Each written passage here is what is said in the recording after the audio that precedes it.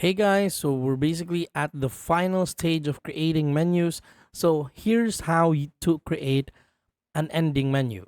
So you want a green flag, then you want to go get this broadcast. So you can do close ending menu, and then you want this forever function, then reset timer. All right, reset timer. Then we have a next a next set of blocks, so it's gonna be events when let's see right here, when timer, right?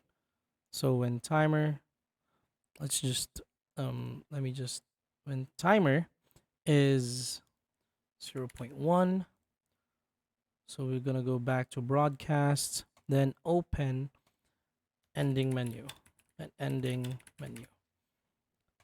So when we click this one, it actually has an ending menu. So um you can't see the ending menu right here because this is not fully coded, but this is the root code for the ending menu, which makes creating a customized ending menu easier for you to use in your Scratch project. So that's how easy it is.